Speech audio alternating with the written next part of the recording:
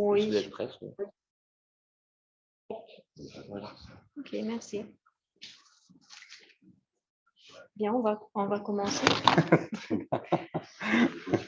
Bonjour à tout le monde, bonjour aux personnes qui sont dans la salle, bonjour à ceux qui sont à distance. Merci encore d'être là pour notre dernière séance du séminaire Philéduc de cette année.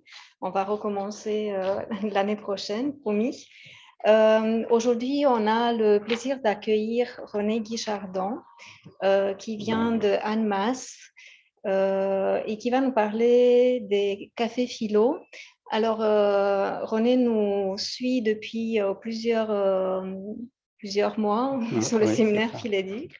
Donc, on était nous aussi très curieux de savoir, de savoir ce que vous faites à Annemasse, de partager avec nous vos réflexions sur sur la particularité des cafés philo. Donc, vous avez à peu près 1 heure pour la présentation, un peu comme on a pris l'habitude de faire. 1 heure, vous pouvez parler, puis après 1 heure, la deuxième partie, la consacrer aux échanges avec le public, si ça vous va.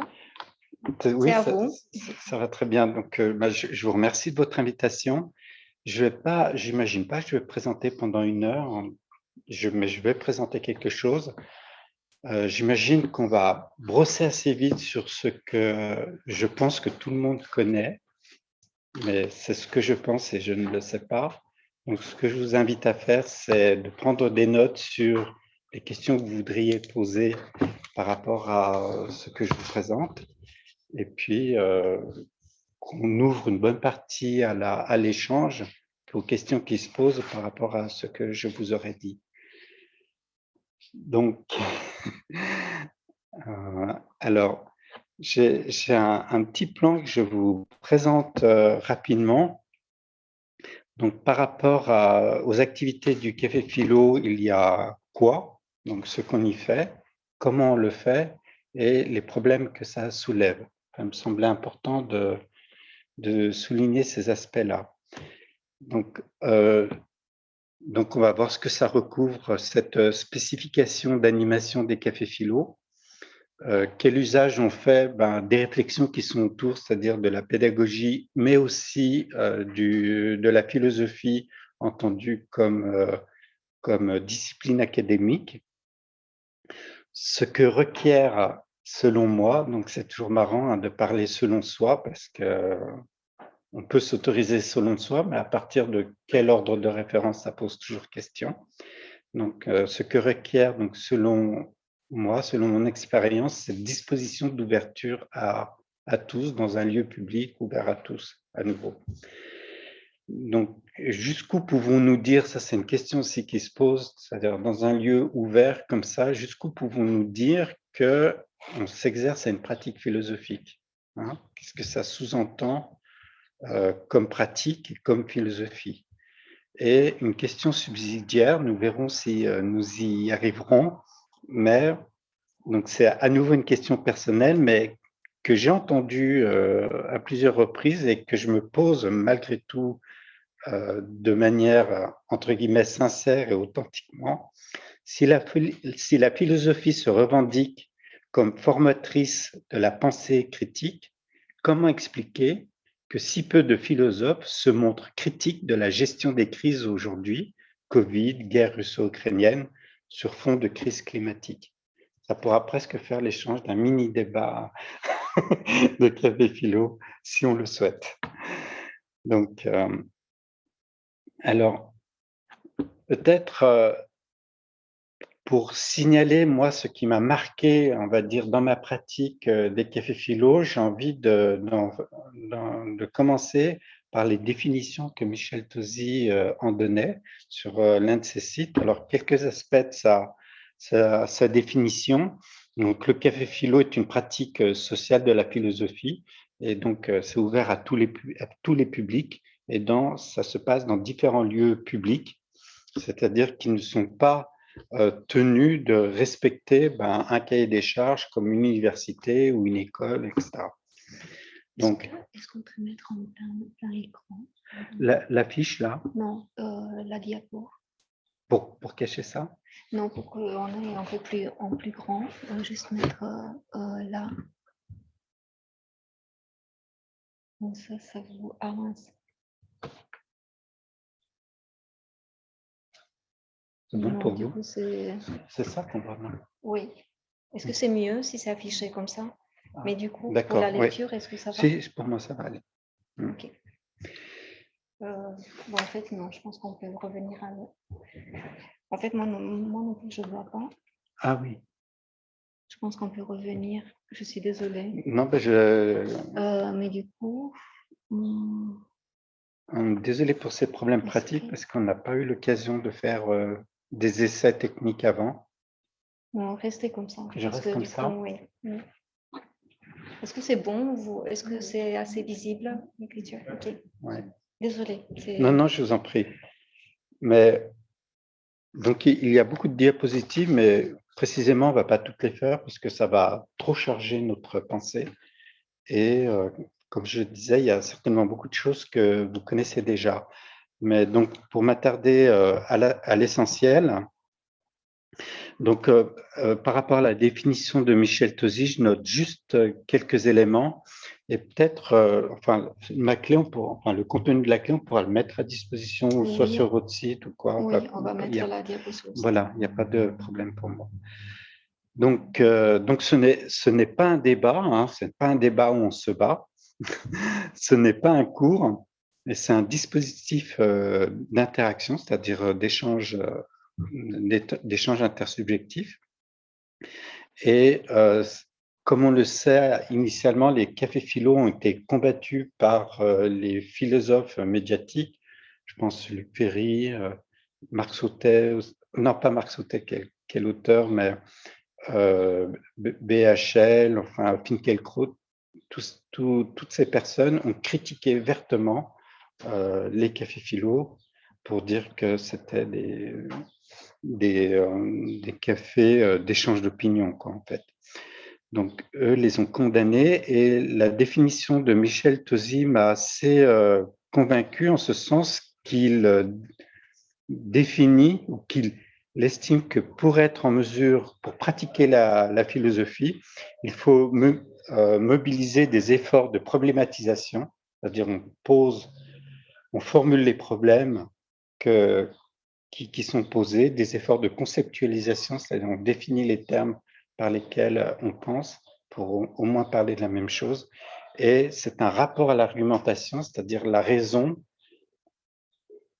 fait, comment dire, est l'outil par lequel on pense et qu'on valorise comme étant discutable par opposition, on va dire, à des croyances, à des opinions qui, elles, ne sont pas forcément discutables, en ce sens elles sont discutables à l'infini, puisqu'elles ne sont pas nécessairement ancrées dans des choses sur lesquelles on peut s'accorder. Donc, alors, quel usage faire des pédagogies, donc des pédagogies nouvelles, des pratiques philosophiques? Là, pour faire vite, donc, je vais simplement m'attarder sur l'idée de méthode. C'est un ensemble de démarches raisonnées, suivies, pour parvenir à un but. Alors, je m'attarde là-dessus parce que la méthode, elle définit un cadre. La question se pose en vue de quel but, ça compose le cadre, et selon quels moyens. Et j'ai souligné ici du dialogue infini entre le fond et la forme, en ce sens que le cadre définit toujours une forme pour atteindre un fond qui est le but. Et je me questionne toujours sur ce fond qu'est ce but. Et si jamais il y a des méthodes qui parviennent à atteindre ce but. Alors, c'est pas simple. Hein, quel est le but effectif des cafés philo ou de la philosophie, okay, et des méthodes qui vont avec. Alors, les méthodes précisément, donc dans le café philo d'Annemasse, j'avais édité un petit fascicule comme ça.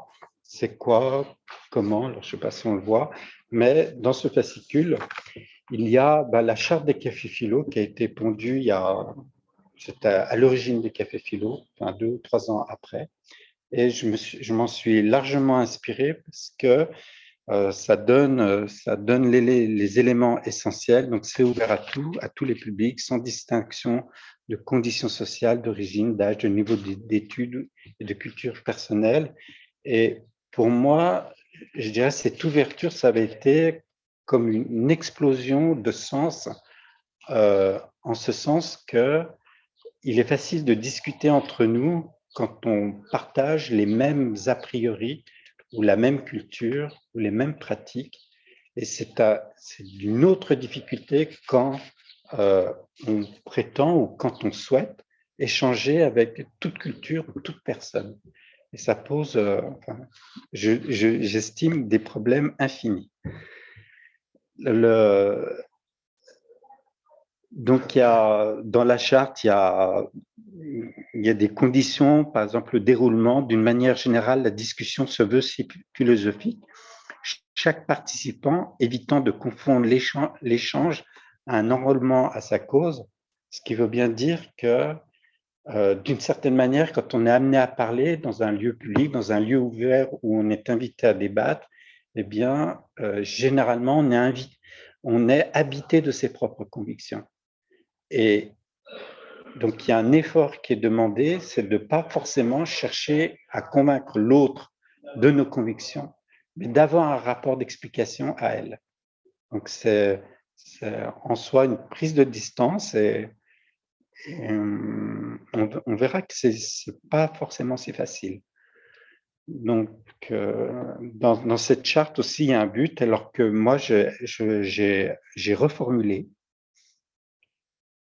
Alors, fondamentalement, il s'agit de répondre aux besoins de partager des savoirs diversifiés, c'est droit, l'économique, sciences sociales, psychologie, enfin, c'est tous les savoirs, parce que la philosophie ne se limite pas, enfin, à mon avis, qu'au cursus académique de la philosophie, c'est-à-dire qu'au savoir formalisé par les penseurs de notre temps ou de l'histoire.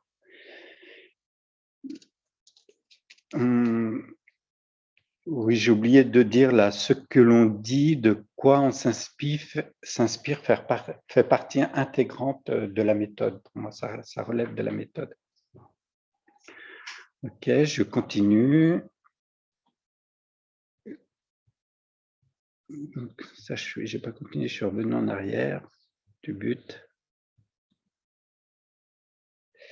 Alors, simplement pour dire que dans les méthodes, on avait, et on a, c'est-à-dire elle est toujours d'actualité, une fiche du distributeur de la parole.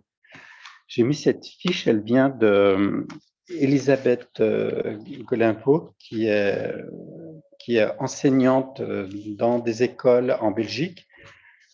Et je m'en suis largement inspiré pour établir cette fiche, simplement pour un rôle de distribution de la parole qui paraît élémentaire dans un café philo, mais ou dans une pratique philosophique, mais quand on la donne comme ça, quand on donne ce rôle, eh bien, très facilement, j'ai remarqué que les personnes qui prenaient ce rôle s'autorisaient ou à commenter les propos des participants ou ne notaient pas l'ordre dans lequel les participants la demandaient ou consultaient leur téléphone ou n'étaient pas vraiment attentifs à soutenir la parole des participants. Et donc, un rôle aussi basique que distribuer la parole a demandé de formaliser un peu la pratique, de sorte que même dans ce rôle, on ait une capacité d'observation de ce que l'on fait. Donc, je passe rapidement, mais comme je dis, hein, le contenu sera mis à disposition. Et puis, on peut revenir là-dessus si vous avez des questions. Voilà, il y a même des indications qui sont données. Je peux m'associer à un autre participant si je ne les vois pas tous. Je note sur une liste les demandes de parole. Je ne consulte pas mon smartphone pendant ma mission. Il y a des choses qu'il faut dire.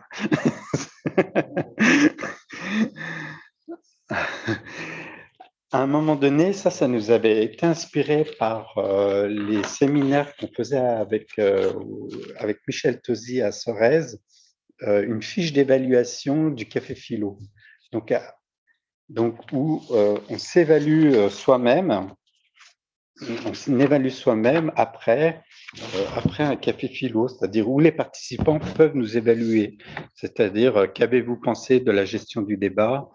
Ou avez-vous parlé à votre tour? Avez-vous formulé des questions que vous souhaitiez, etc.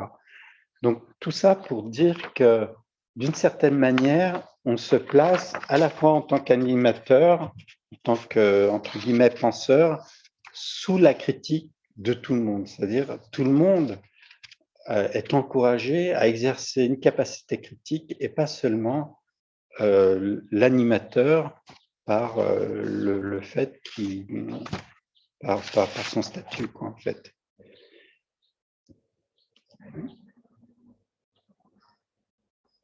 Alors, donc ça, c'est une première partie qui a concerné les méthodes en tant que cadre. Et là, on passe, on va dire, à un autre niveau de méthode en tant que pratique. Et ça, c'est un atelier. Donc, pour le coup, ce n'était pas un café philo, mais c'est fait dans le cadre d'un café philo. Mais on a appelé ça atelier parce que Philippe, à cette occasion, avait voulu proposer un atelier, c'est-à-dire quelque chose de plus contraint dans la directivité de la méthode et du processus de démarche d'un exercice à la philosophie. Et donc ça, c'est possible aussi pour nous, enfin, en tous les cas pour moi, dans un café philo, à partir du moment où la personne qui fait cette proposition clarifie ce qu'elle fait, dit pourquoi elle le fait et donne la possibilité à l'Assemblée d'avoir un retour critique aussi sur sa pratique. Donc, tout ça pour dire que la position, en tous les cas pour moi, et initialement, c'est-à-dire traditionnellement, j'ai envie de dire des cafés philo, c'est que la posture de l'animateur n'est pas une posture en surplomb. Néanmoins, il a une responsabilité puisqu'il est à l'initiative de l'animation du café philo. Et donc là, il avait proposé la lecture d'un texte ensemble, d'un travail en binôme, d'un recueil de questions, suivi d'une étape de sélection de la question la plus intéressante pour les participants, d'une rédaction individuelle. Enfin voilà, c'était un processus par lequel on s'était mis d'accord. Et l'idée étant que on teste autant, on va dire, une méthode que la pertinence d'un rapport avec les participants présents. En ce sens, la méthode ne doit pas écraser la possibilité de pensée réflexive des participants présents.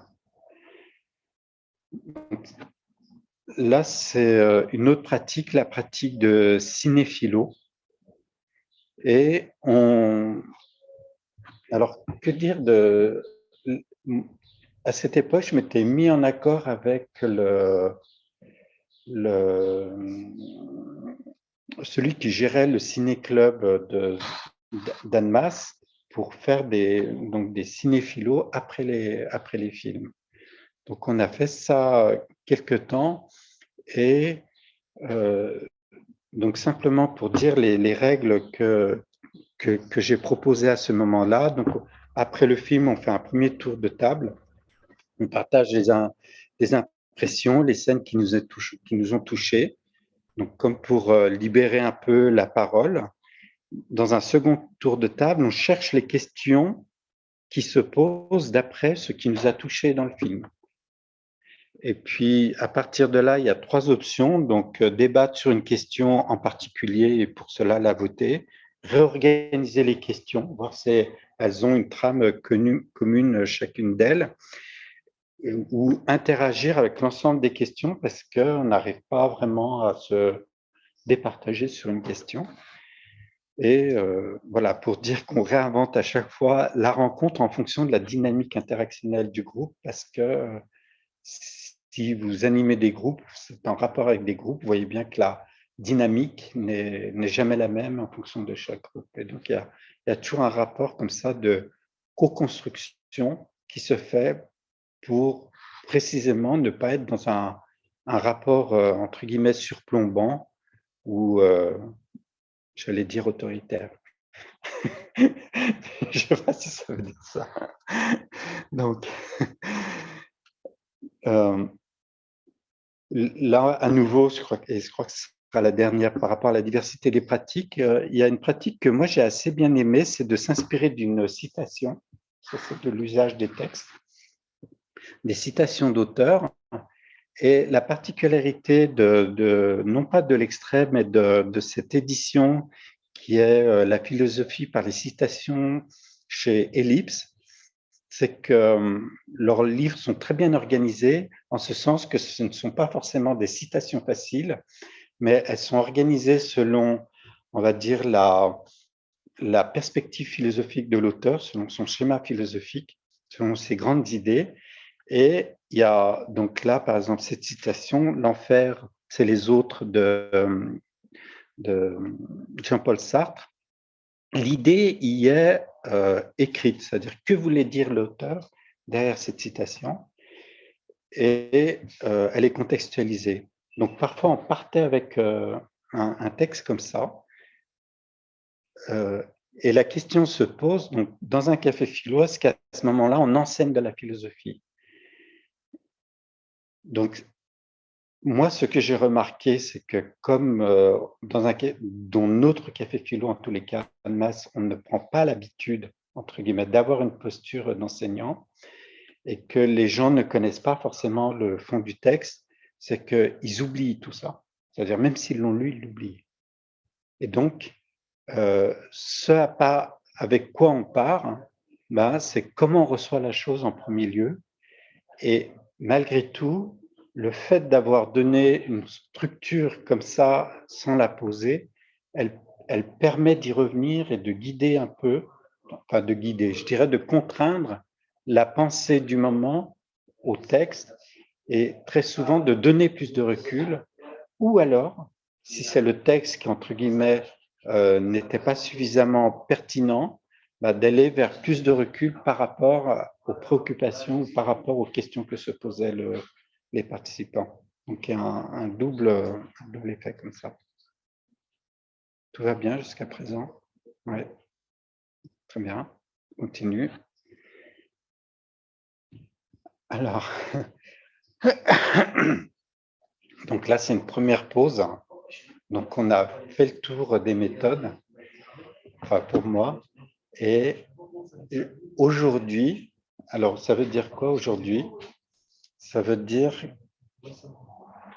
aujourd'hui, c'est dans le monde d'aujourd'hui, après la crise Covid, pendant une crise climatique qui donne lieu, ou du moins à laquelle est corrélée une guerre russo-ukrainienne avec une menace quasi induite de guerre mondiale, troisième guerre mondiale. Donc aujourd'hui, moi, je suis incapable de présenter mes propres questions, de préparer mes questions. Donc, j'en suis incapable. Pourquoi? Parce que je ne sais plus voir les questions que les gens se posent. Donc ça, c'est un problème pour moi, et je pense que c'est aussi un problème pour les personnes. Donc aujourd'hui, la pratique est c'est à nous de chercher, aux participants présents, de chercher les questions qui se posent, de sorte à les traiter de manière philosophique. Donc il y a une exigence qui est un peu plus importante par rapport à quelqu'un qui amène un sujet, des thèmes, des questions, et puis sur lesquels, par rapport auxquels chacun peut, entre guillemets, naviguer. Là, c'est un peu plus, il y a un peu plus d'implication, et je trouve que c'est plus difficile, et en même temps, ça prend plus de sens. Ça nous implique un peu plus. Ça nous implique en tant que personne. Ça, je dis juste deux mots par rapport à ça. Donc, j'ai eu la chance, en fait, de travailler un devoir de maîtrise sur les cafés philo. Et j'ai utilisé pour ça, non pas de la philosophie, mais des sciences humaines. Alors, pour en dire juste deux mots, j'ai noté la Edmond Marc, donc, qui est psychosociologue, et puis qui rappelle un peu, je dirais, la théorie de la dissonance cognitive. C'est-à-dire hein, quand on entend des choses qui sont contraires à la logique que l'on a, eh bien, ça crée un malaise. Et ce malaise conduit le plus souvent les personnes à se replier sur elles-mêmes ou à le taire ou à se mettre en réserve ou à des dispositions, à des rapports de fuite, à des choses comme ça. Donc, pour dépasser ce malaise, eh bien, il faut trouver des stratégies, il faut construire une pensée différente. Et en sociologie, je m'étais inspiré de François Dubay, qui a construit une sociologie de l'expérience. Et pour le dire très rapidement, la sociologie considère, en règle générale, hein, que l'individu n'est pas libre. Il n'est pas libre parce qu'il est nécessairement l'agent de la société. C'est-à-dire que personne ne descend de Mars, et même si quelqu'un descendait de Mars, ben, il aurait les a priori appris de Mars, mais personne n'est né hors d'une société, et donc on est tous animés du conditionnement de la société dans laquelle on est. Et François Dubay a lui construit une sociologie de l'expérience et dit non, parce que des sociétés dans lesquelles nous sommes, il y a pour chacun une possibilité d'intérioriser un jeu par lequel il reconnaît une possibilité de liberté. Alors, donc, je veux dire, quelle liberté? C'est toujours quelque chose qui reste à discuter, mais c'est pour dire que j'ai construit mon premier regard, on va dire, sur la philosophie ou une capacité à être philosophique par le biais des sciences humaines. Ah, là, je vois que j'ai répété, ça, je vais passer, et puis on va arriver là. Donc, alors là, qu'est-ce que c'est par rapport, on va dire, les méthodes, c'est-à-dire ce que j'ai expliqué dans ce que nous faisions. Est-ce que c'est des méthodes? Est-ce que c'est des moyens? Est-ce que c'est des formats? Et donc, les méthodes renvoient toujours à des actions qui elles-mêmes renvoient à des effets qui reposent à nouveau le but que l'on vise quand on est animateur de Café Philo ou quand on s'inscrit dans une démarche philosophique, que ce soit par rapport à soi ou par rapport au dialogue que nous avons. Je veux dire, c'est quoi le but en fin de compte? Donc, il y a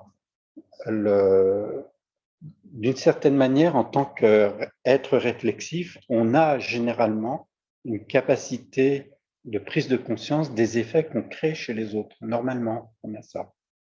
Donc, pour certains, ça se fait plus ou moins immédiatement. Pour d'autres, ça se fait après coup.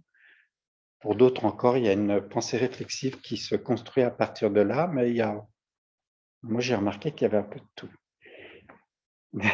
Néanmoins, ce qui me fait rire, c'est que les a priori fondamentaux qui nous animent restent souvent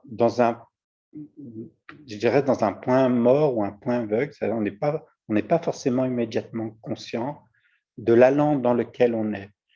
Et moi, je rapproche facilement ça à l'en-soi, c'est-à-dire ce que Sartre appelle, il y a l'en-soi, le pour soi, le pour autrui. Le pour soi, c'est les pensées que l'on a, dont on est conscient, c'est-à-dire on en est conscient pour soi. Ça peut être pour autrui, mais c'est malgré tout pour soi. Le pour autrui, c'est pour autre chose, j'en fais pas la définition maintenant, mais lui, il définit un en-soi par lequel nous sommes animés et dont nous ne sommes pas conscients dans l'instant où il nous anime, parce que nous sommes dans l'action de nous-mêmes. Nous sommes conscients que d'un soi pour soi en ce moment. Donc, voilà, alors, donc je le répète, il y a un aspect de nous-mêmes qui reste toujours un peu en arrière-plan et qui n'est pas forcément immédiatement accessible à notre conscience ou qui n'est pas forcément immédiatement accessible à une pensée critique. Donc, quel usage nous faisons, enfin moi en tout cas, je fais de ce que je découvre ici ou des pratiques pédagogiques. Ici, j'ai rapporté une diapositive que Mathieu Gagnon avait présentée ici, que je trouvais très, très intéressante, c'est-à-dire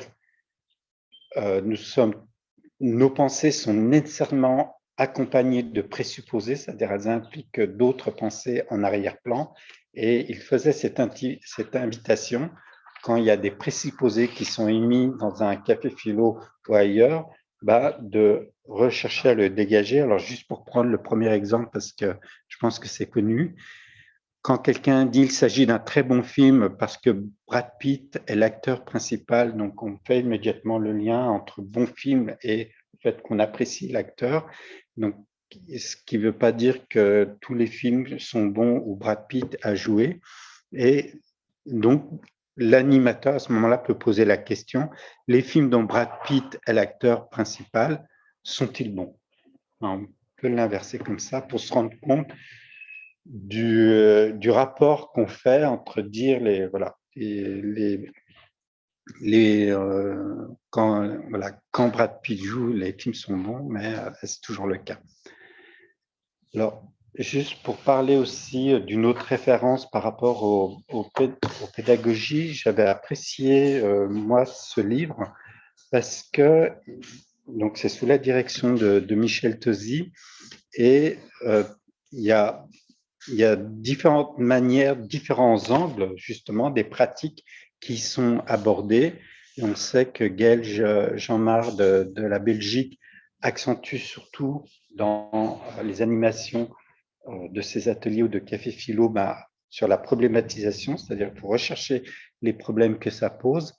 Michel Tezin en a déjà parlé. Bon, il y a cette idée de conceptualisation associée aussi à l'argumentation et à la problématisation. Et puis, François Galichek, j'ai rencontré plus dernièrement, qui insiste surtout sur l'idée d'interprétation. Et pour en dire deux mots, il s'inspire beaucoup d'images, de littérature, c'est-à-dire de la première perception qu'on peut avoir par rapport à une œuvre d'art, à quoi elle renvoie, on va dire comme subjectivité de pensée, et comment cette subjectivité peut s'interpréter et comment elle-même est déjà une interprétation par rapport à nos présupposés.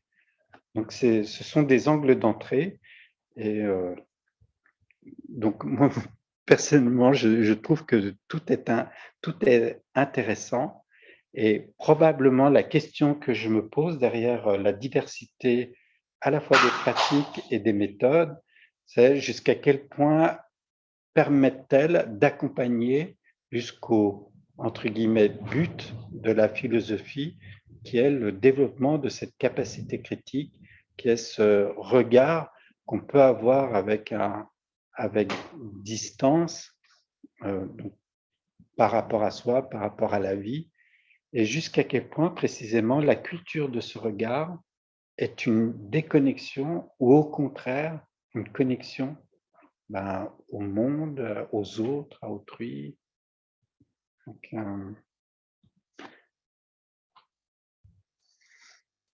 Donc ça, c'est un autre aspect. J'ai aucune idée de l'heure. Ok. Alors, qu'est-ce que requiert, donc, selon mon expérience, cette disposition d'ouverture?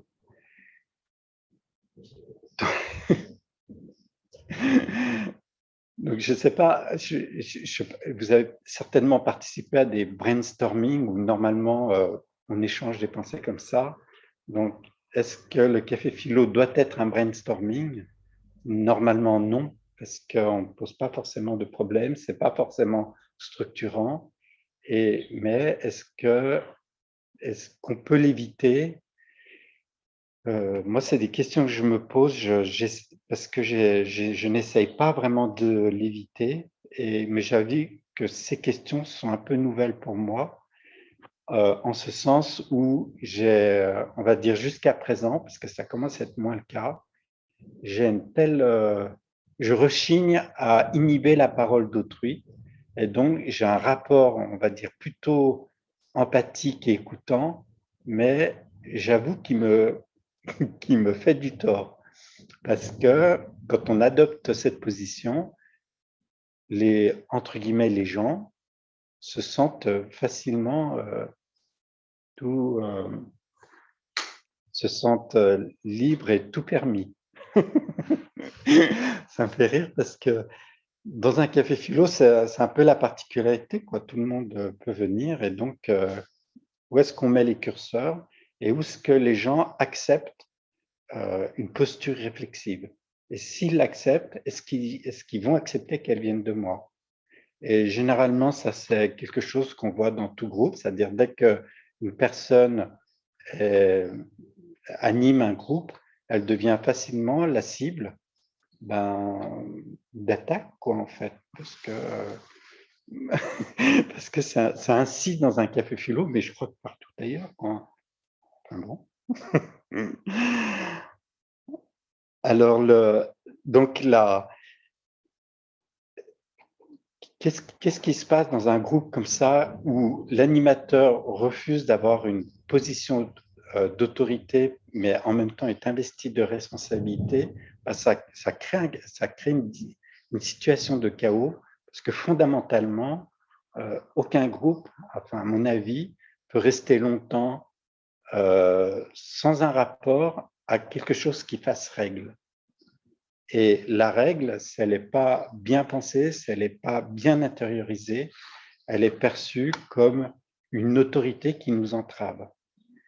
Et même si la règle est bien pensée, il y en a qui vont justifier l'idée qu'il faut apprendre à penser sans règle parce qu'aujourd'hui, le monde est à ce point désordonné qu'il faut penser autrement pour pouvoir penser.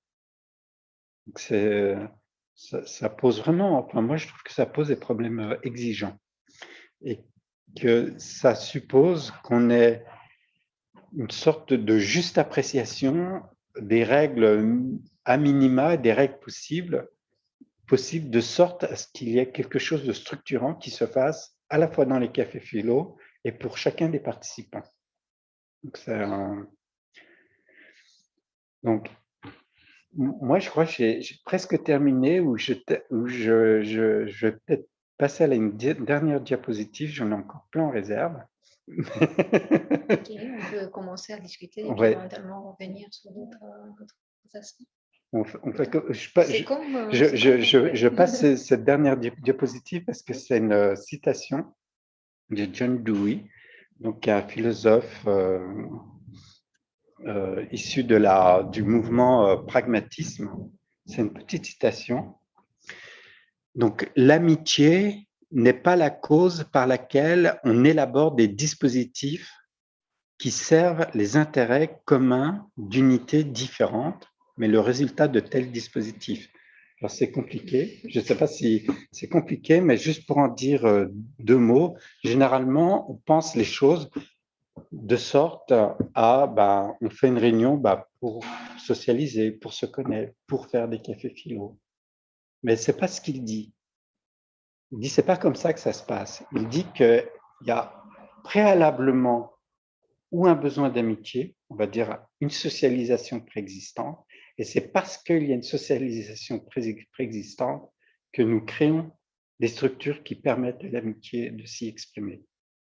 Et on peut penser la philosophie comme ça, c'est-à-dire Hegel la penserait comme ça, c'est parce qu'il y a un souci de notre fin dernière, mais Hegel aussi, que nous sommes tenus d'une certaine manière à penser parce que notre fin est toujours dans l'arrière-plan de notre pensée. Et c'est pour cette raison qu'on peut estimer que les êtres humains philosophent. Donc, voilà, je mets un peu tout ça dans l'arrière-plan, on va dire, du paradigme philosophique qui m'anime. Voilà, je vais arrêter là peut-être. Bien, merci beaucoup. On va lancer la discussion. puisque vous avez ouvert plein de pistes, donc que ce soit dans la salle ou en ligne. Je vais être attentif à ceux qui se manifestent en ligne. N'hésitez pas à mettre vos caméras éventuellement. Je ne vois pas du tout les... Ah, voilà.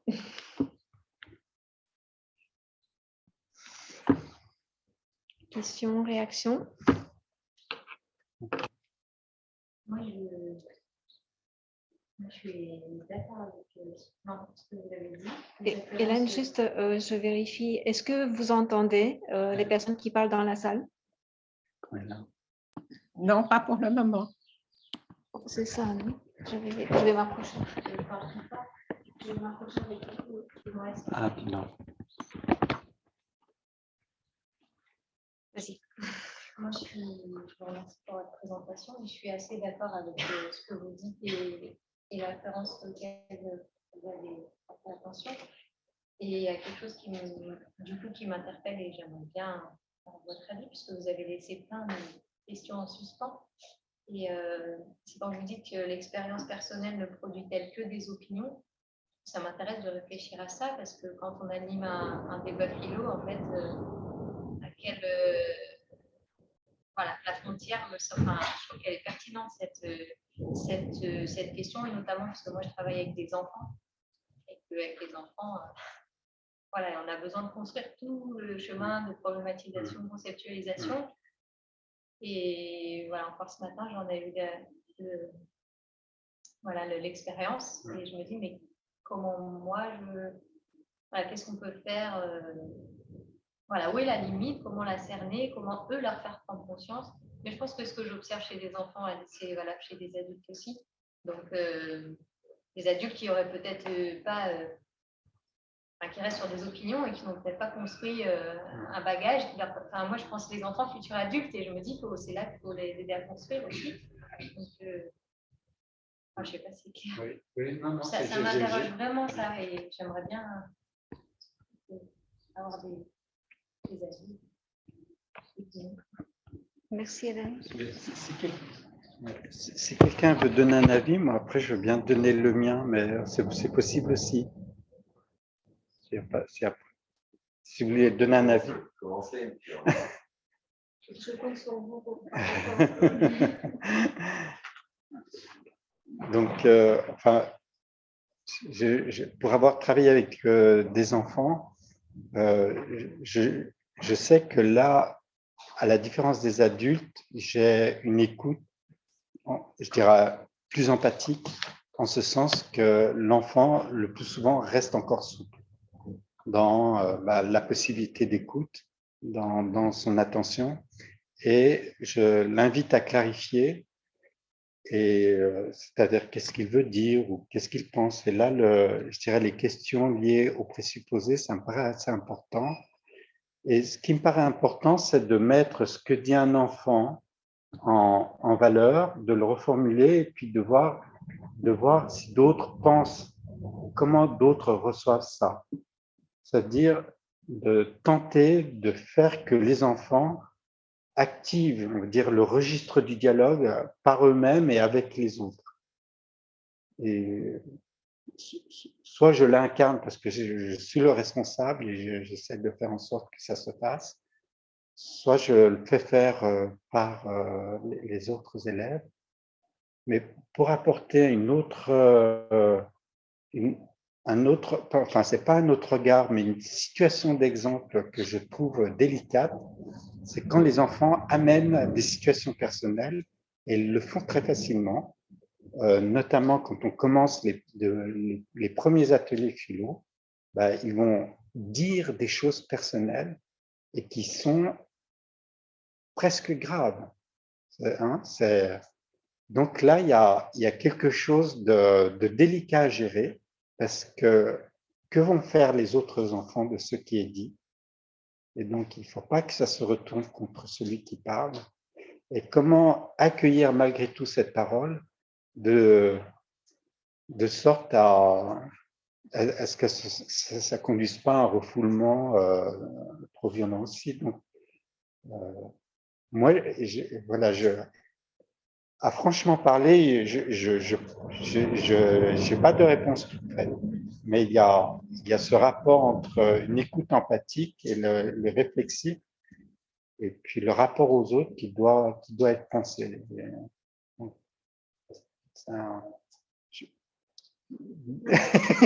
pensais à ceux qui vous disiez, les philosophes contemporains qui disent c'est pas des cafés philo, c'est des échanges d'opinions qui roulent. Vous disiez, moi, j'ai la certitude et j'espère, et ce que je veux apporter à mes élèves, c'est de ne pas être dans les opinions et d'être dans l'argumentation, la conceptualisation, tout ça. Mais dans quelle mesure être sûr que moi non plus, je ne défends pas une opinion de mes déterministes, enfin, tout ce que vous avez dit jusque-là. C'était ça que ça me renvoyait. Parce que moi aussi, est-ce que je suis bien dans le vrai quand j'ai un peu de contact. Voilà. Je réponds à ça ou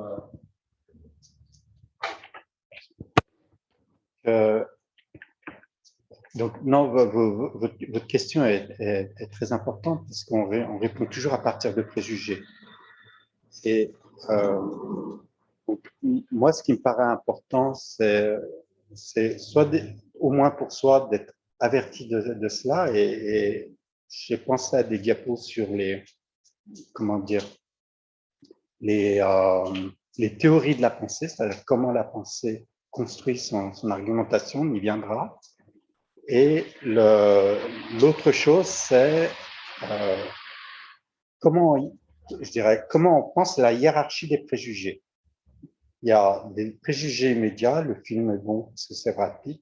Il y a des préjugés secondaires que je dis catégoriels, c'est-à-dire on les range dans des catégories qui sont plus générales. C'est-à-dire, je sais pas, je pense à des... bon, quand on pense catégorie, on pense normalement à Kant, qui avait complètement structuré, je dirais, les concepts purs à partir desquels on pense, c'est-à-dire la distinction du pluriel et du singulier. C'est des catégories pures qu'on a, parce qu'on en a quasiment directement, je dirais, intuitivement la notion. Mais il y a d'autres catégories plus générales, la catégorie, entre guillemets, sociologique, voire raciale, voire du rapport de force. On a des catégories structurantes. Et moi, je trouve intéressant de faire la distinction entre ces niveaux catégoriels. Parce que plus on monte dans ces catégories, plus c'est exigeant en termes de lucidité, en termes d'exigence philosophique. Et ça c'est un travail d'une vie, quoi. C'est un travail permanent. On n'arrête pas de le faire. Si je réponds, hein, il y a deux éléments. Il y a je dirais le fait que parfois dans des cafés philo, dans des ateliers philo, notamment avec des enfants, aussi chez des adultes, on est un peu prisonnier du récit d'expérience. Et c'est parfois difficile d'en sortir. Alors il y a quand même des outils qui existent pour ça, à savoir le fait de déterminer un cadre et des règles, le fait que ce soit conscientisé, le fait que les animateurs ils soient aussi dans une posture d'autorité. Je crois que moi, ça m'arrive souvent quand je fais des ateliers philo avec les enfants en disant on part en voyage collectivement et on va aller chercher nos propres erreurs. On ne va pas chercher la vérité, on va aller chercher à critiquer nos propres erreurs. Le fait de le faire soi-même, on va essayer. Ça y est, il y a une tempête. Les fenêtres sont ouvertes.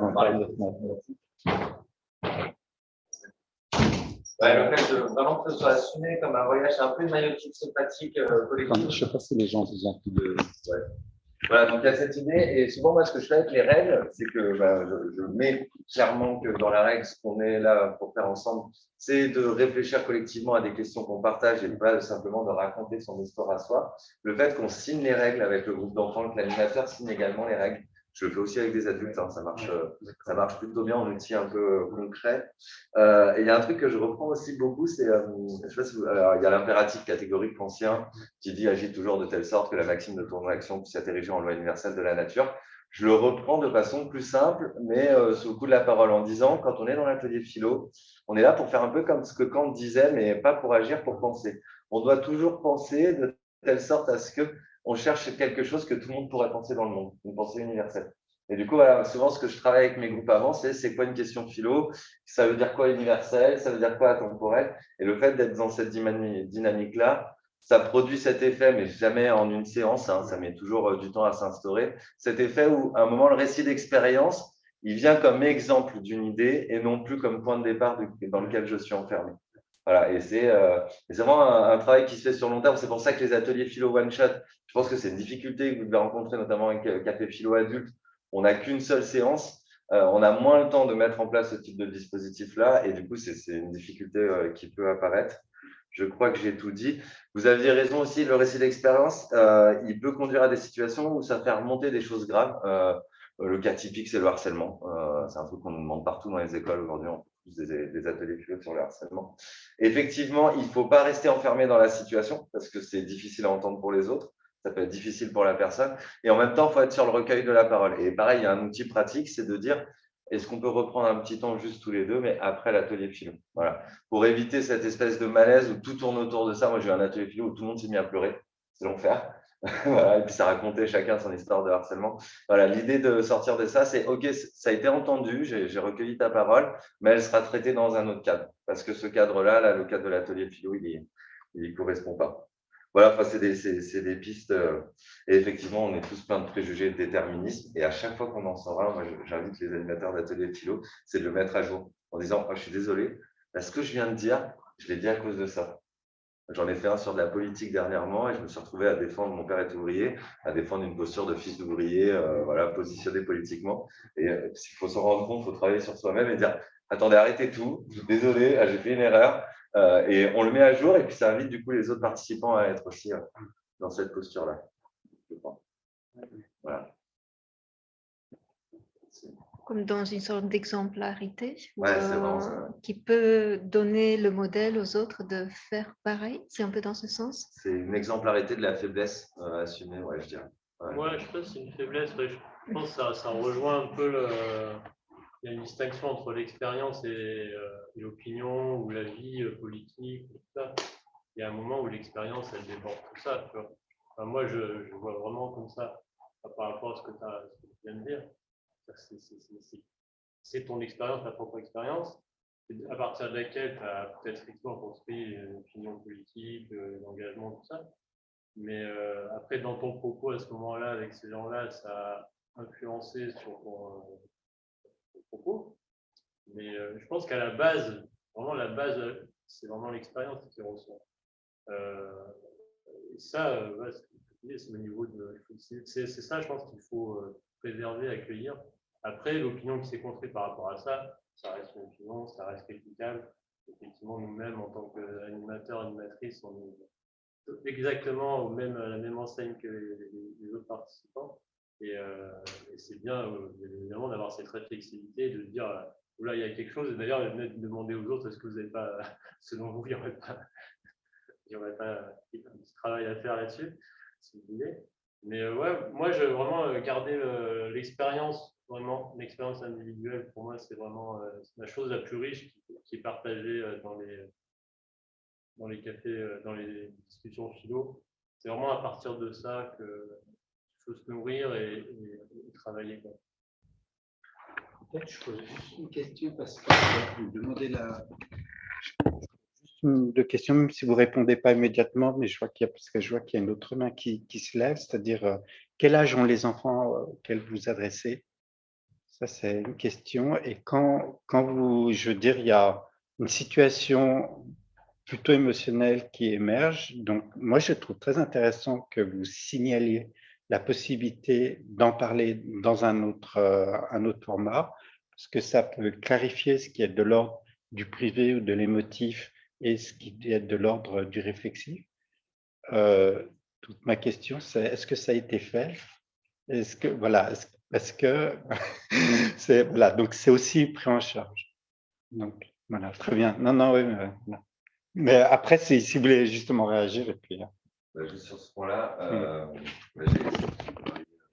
j'ai partagé avec Il y a une règle générale, quand on fait une promesse à un enfant, il faut la tenir. Surtout quand on est positionné en tant qu'éducateur, où là, on a une posture d'autorité dans le cadre d'un atelier philo. Donc, il y a une attente. Ce qui différencie clairement, d'ailleurs, à mon avis, l'atelier philo avec des enfants, avec des adultes, c'est qu'avec des enfants, comme on disait, c'est facile. On a d'emblée une posture d'autorité, on vient proposer quelque chose, souvent en plus c'est nouveau, donc on est accueilli. Si on fait cette promesse-là, il faut la tenir au risque de supprimer la relation qui est en train de se construire avec l'enfant. Si vous ne faites pas ça, derrière, c'est même tout le groupe qui peut se mettre en opposition. Maintenant, attention, on n'est pas là pour aller gratter la parole de l'enfant. Enfin, on va pas faire un module BAFA sur comment on gère ce genre d'informations, mais on est là pour proposer une oreille et derrière pour proposer un relais à la personne référente, à savoir souvent c'est l'enseignante, la référente périscolaire ou éventuellement le parent. Voilà. Mais ça, c'est toujours au choix de l'enfant. Parce que pareil, le fait d'aller donner une parole sans y avoir été autorisé, ça peut être une forme de trahison. Maintenant, en fonction de la gravité de l'événement qui est sorti, si vraiment vous jugez que c'est trop grave, je vous invite à aller parler, même si l'enfant, lui, voilà, ce qu'on appelle une information préoccupante. Mais je vous rejoins bien, c'est très important. Je vais peut-être demander en ligne s'il y a... Voilà, il y a le... Oui. Attendez, on va vous donner le micro parce qu'autrement, ils ne vont pas entendre. Donc, ils attendent là. Alors, il y a quelqu'un dans la salle qui va prendre la parole, mais si à distance, il y a quelqu'un qui veut intervenir, n'hésitez pas à mettre un signe pour que je puisse vous voir.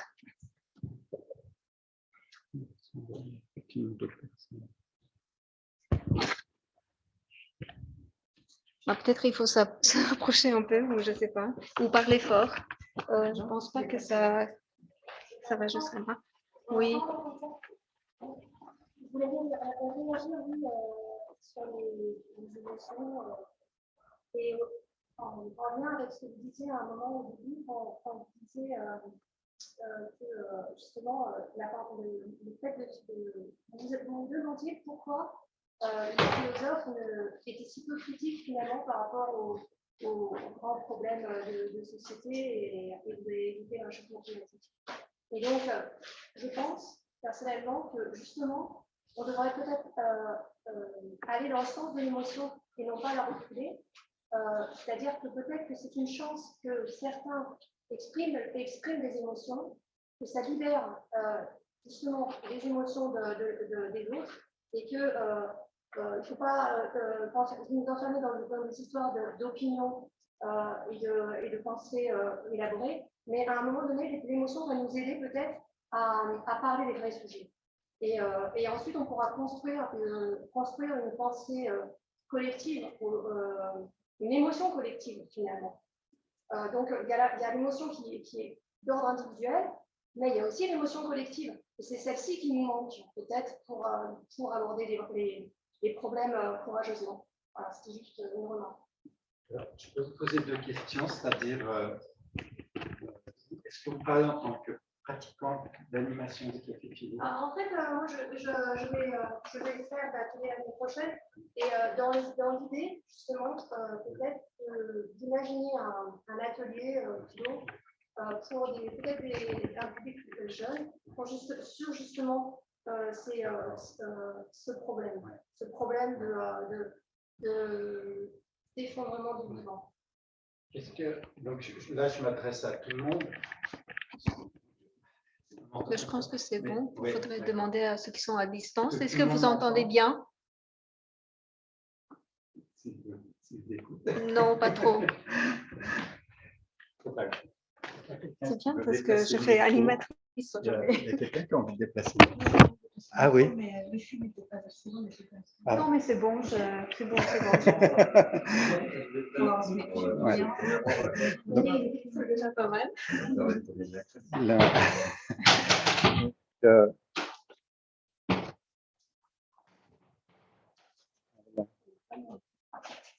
Donc voilà, tout le monde se déplace au premier rang.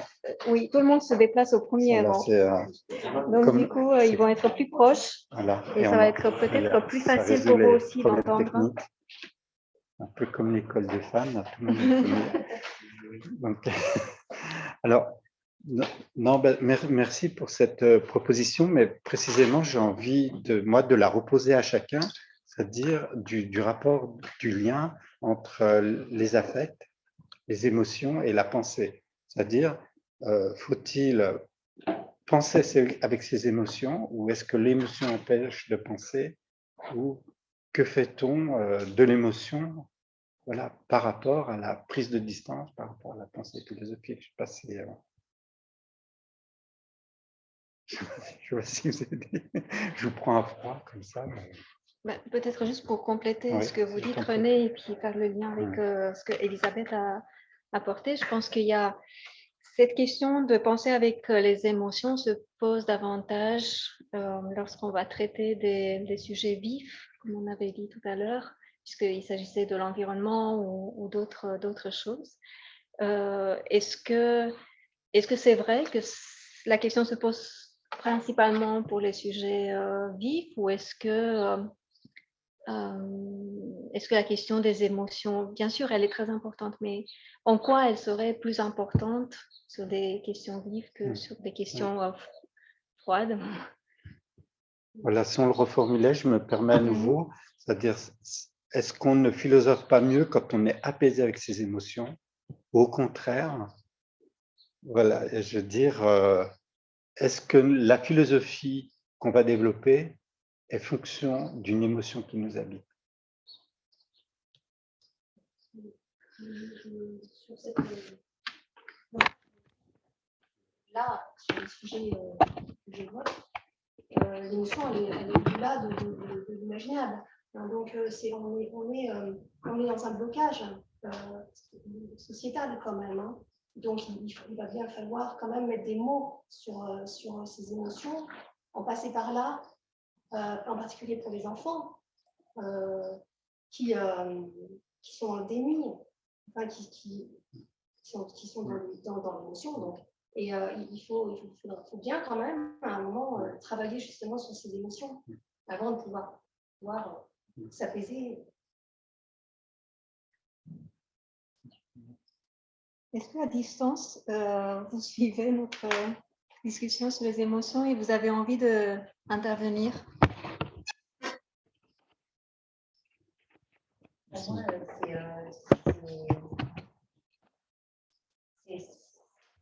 ça fait partie, en fait, les émotions, ça fait partie de ce qui construit aussi notre pensée.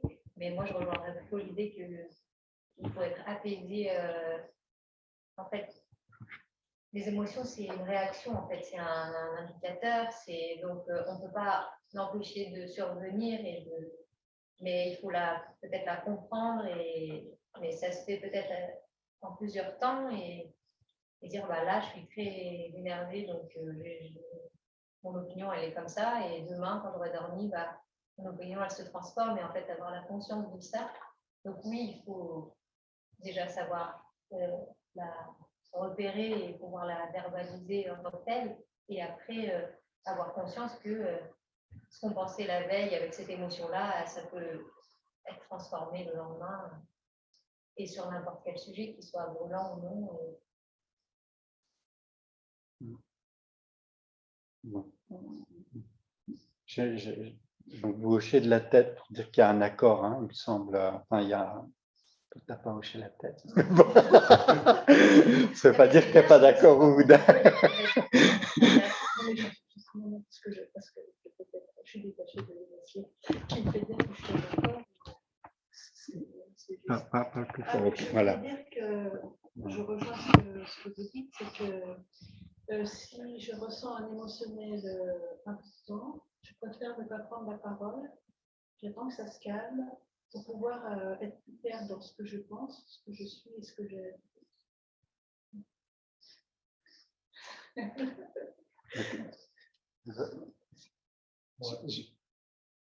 Il y a Anne-Lévy.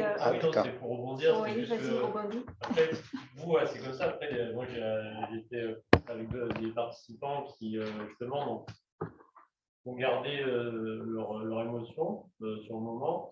Et puis, finalement, le fait de ne pas l'avoir extériorisé, ça les a mis, en fait, un peu en conflit par rapport surtout à une autre personne. Et puis, du coup, cette personne n'est pas revenue après. Donc, je pense qu'il y a aussi peut-être une importance dans l'extériorisation de l'émotion sur le moment. C'est peut-être ça, inviter au niveau de la charte, en tout cas au niveau de la présentation, au stade de la présentation de l'atelier, peut-être que je pense que c'est important que les participants et les participantes quand même expriment leurs émotions, quand bien sûr c'est en rapport direct avec ce qui est partagé. Après, il y aura bien d'autres choses, mais là. Amélie, c'est à toi. Merci. Excusez le signe bizarre, je n'ai pas trouvé le signe pour lever la main. D'abord, j'aimerais vraiment remercier pour cette magnifique exposé. J'ai pris plein de notes. Je n'ai pas le temps de tout digérer au fur et à mesure parce que c'est vraiment très dense, mais ça rejoint beaucoup de mes préoccupations. Je suis très intéressée. J'ai envie de juste rebondir maintenant dans la discussion sur les émotions. Je suis psychologue de métier. Et je trouve les émotions très belles. Je crois qu'elles nourrissent les artistes, elles nourrissent nos motivations, elles nourrissent notre quête de beauté, elles peuvent aussi être très douloureuses, mais je me méfie un peu d'une habitude qui existe, il faudrait en tant que sociologue cette fois repérer dans quel milieu, d'avoir peur des émotions. Il me semble qu'on doit apprivoiser les émotions. Pourquoi en avoir peur? Pourquoi vouloir les défouler? Il y a beaucoup d'expressions qui reviennent du genre « il faut les exprimer pour que ça se calme », il faut… ça dépend le but. Ça dépend le but. Et même enfin, il me semble qu'il s'agit plutôt de faire quelque chose de ces émotions, de ne pas être guidé, conduit par ces émotions, ne pas confondre une émotion et une impulsion, maîtriser ses impulsions, c'est autre chose que de savoir écouter, devenir conscient de ses émotions. Et il me semble que l'émotion touche le corps, c'est ancré dans le corps, et donc c'est normal que ça soit un peu contagieux souvent, ou que ça puisse, l'expression puisse heurter d'autres dans leur propre intimité. Mais en même temps, l'émotion, je la ressens comme quelque chose qui nous motive, qui nous pousse à fuir ou à agir ou à s'impliquer. Donc, je voudrais demander aux conférenciers si écouter les émotions ne permettrait pas ce voyage dans les couches d'implicite.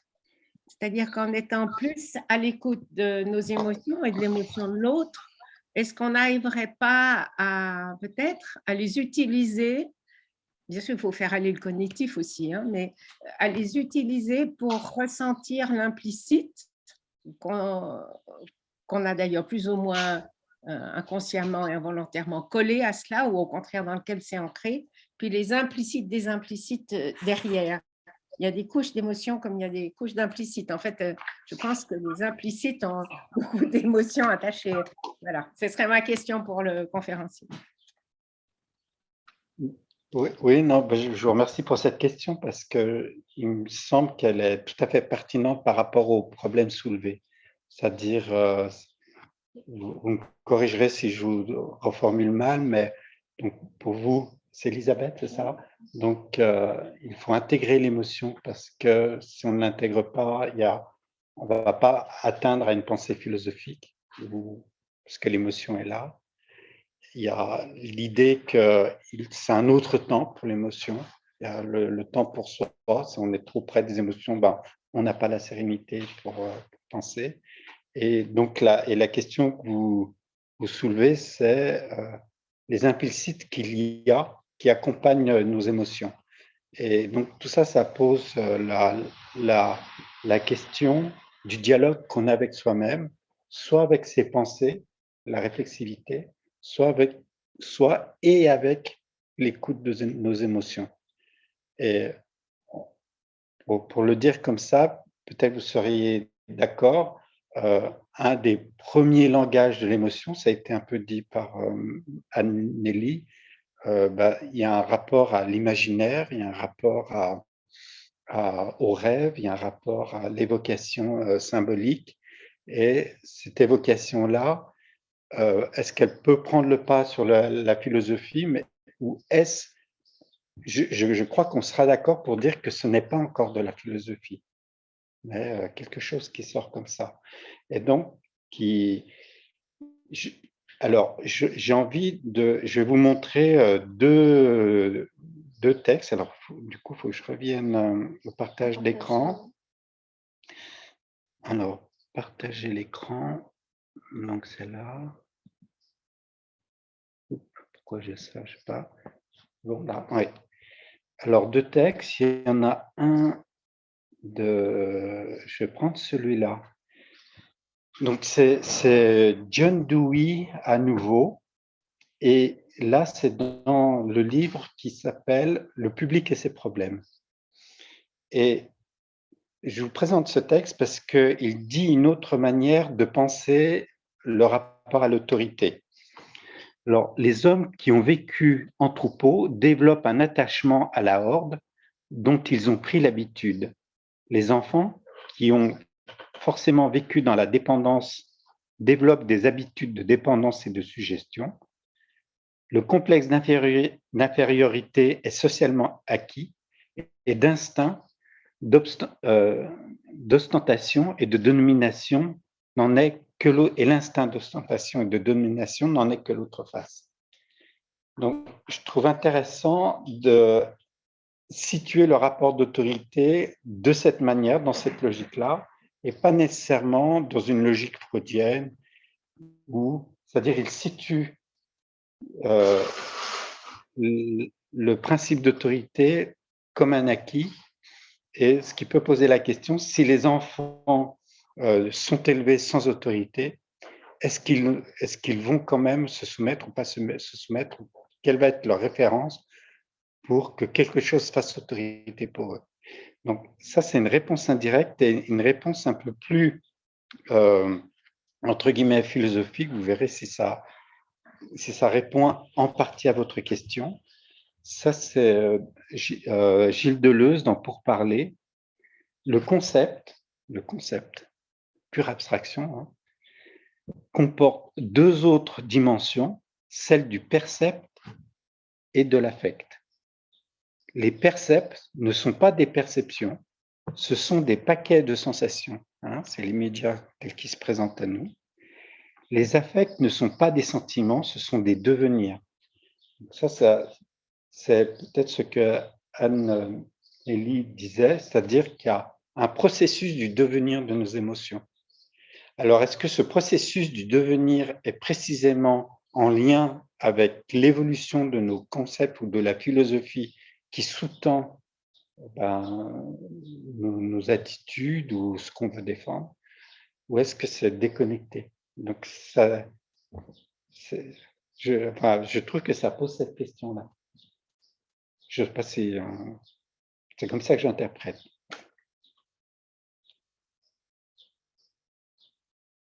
C'est la question de l'autorité. La question, alors, si on est éduqué dans un contexte sans autorité, intériorisons-nous un comportement de soumission à la norme?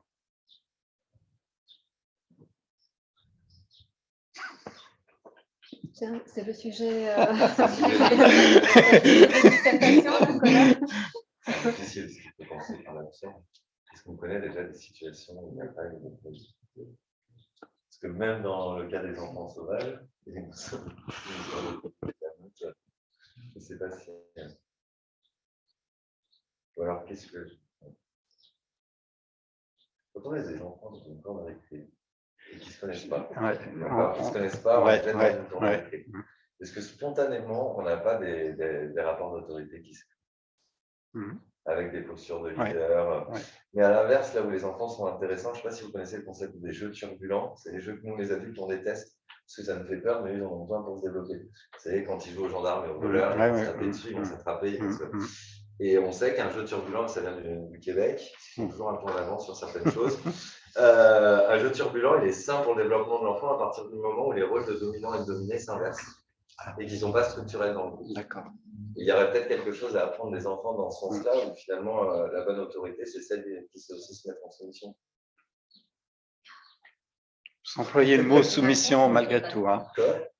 Excuse-moi, Non, mais vous avez utilisé le mot soumission quand même. Vous n'avez pas parlé d'accord de principe ou de jeu de rôle.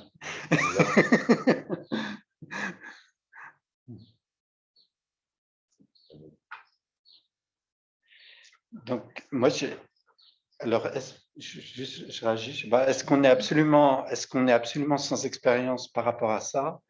Moi, je n'ai pas l'impression que non, parce qu'il y a des expériences qui sont revendiquées comme étant des écoles libres. Alors, je ne les connais pas personnellement, j'ai entendu parler.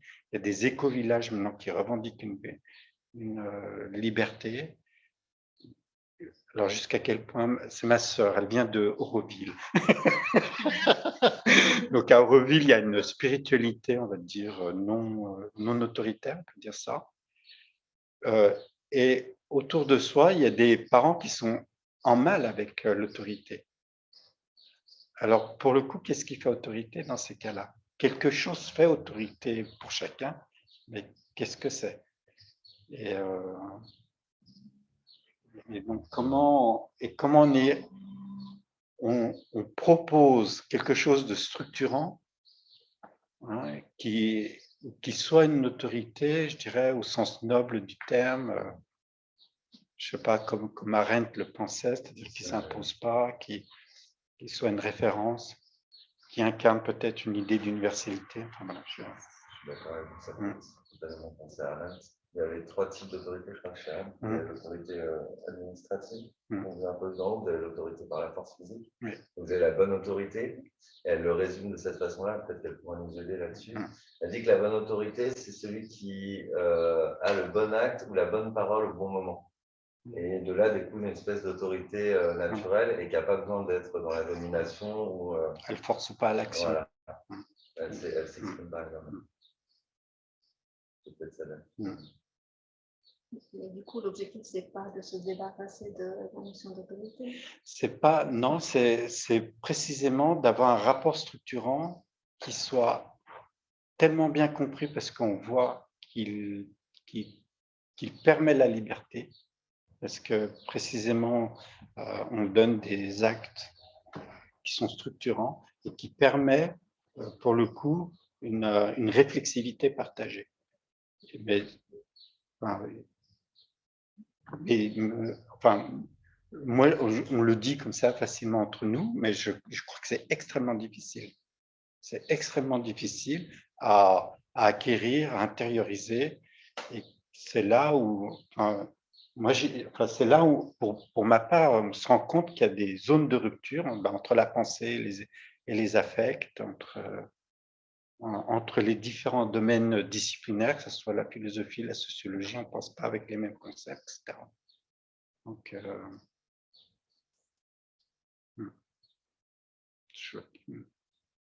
Il n'y a pas de question, Julien.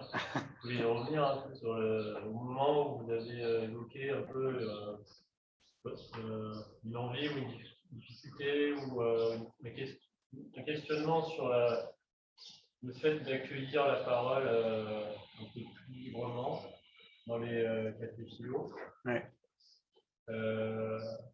On dirait si vous aviez développé un peu par rapport à ça et est-ce que pour vous ça change le but en soi du café philo?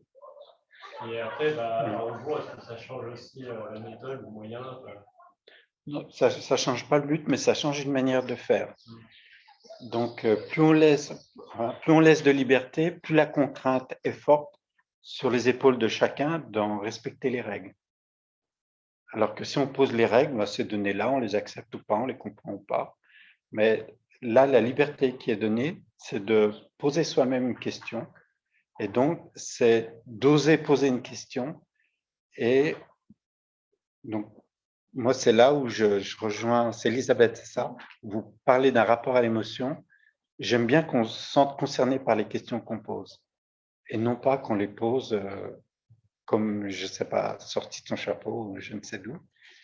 Parce que c'est là où on va s'impliquer le plus et où ça implique aussi les autres personnes.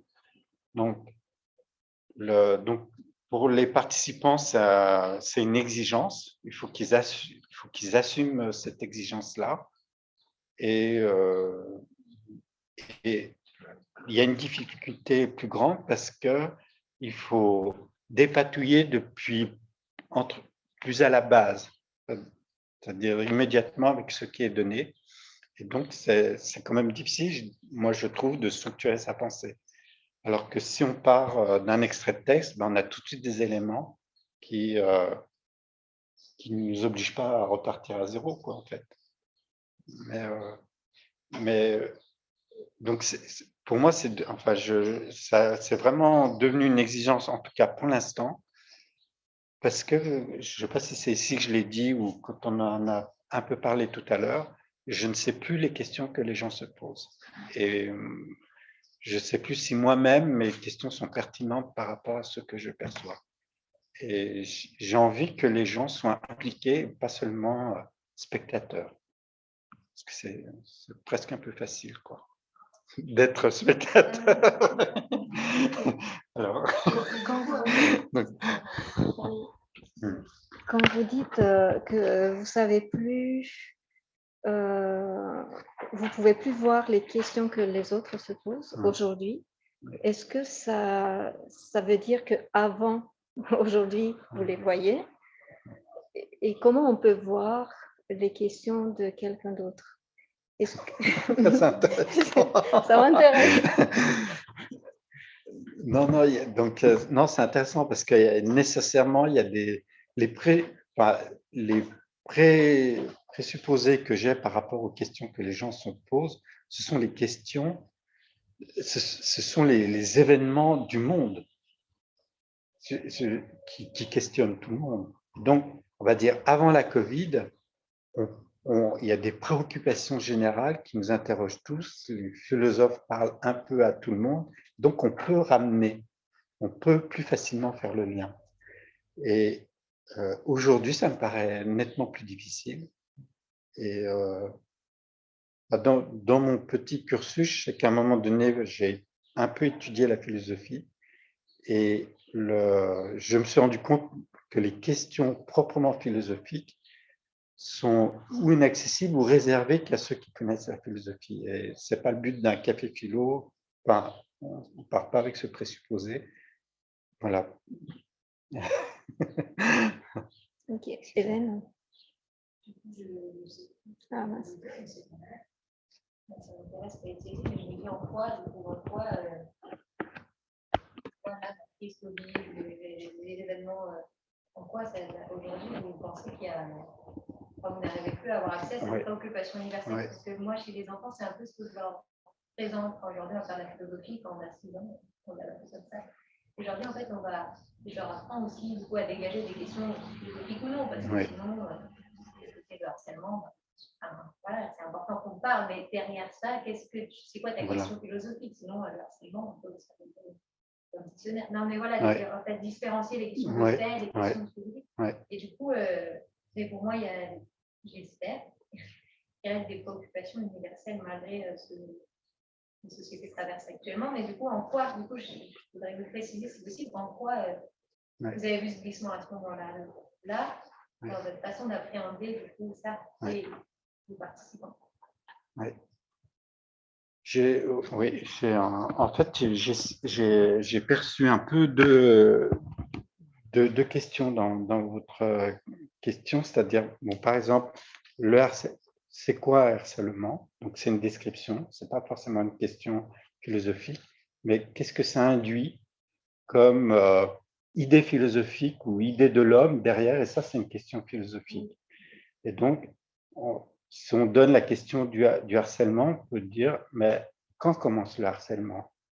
Donc, on rentre là dans quelque chose d'un peu plus fin et il y a la définition du fait est une question philosophique. Mais donc, c'est-à-dire à partir de quel moment y a-t-il quelque chose de l'ordre de l'agression, de l'envahissement, du non-respect de l'autre?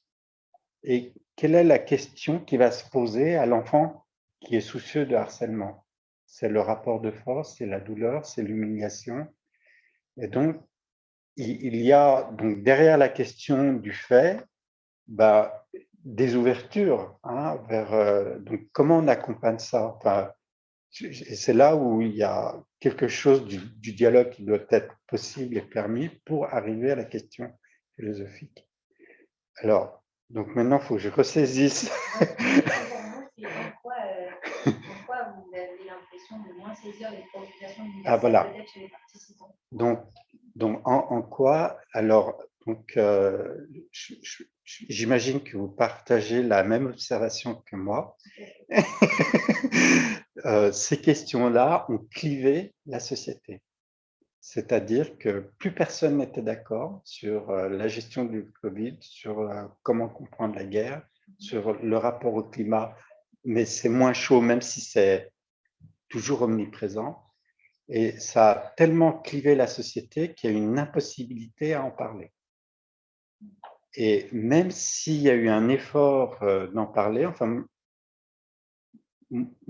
moi, je prétends, je suis désolé, c'est prétentieux de dire je prétends, alors, ou alors je me rends pas compte de ce que je fais, mais en tout cas, je défends l'idée qu'il faut parler de tout. Donc, avec des temporalités, avec des modalités, en se donnant des règles précisément pour pouvoir le faire.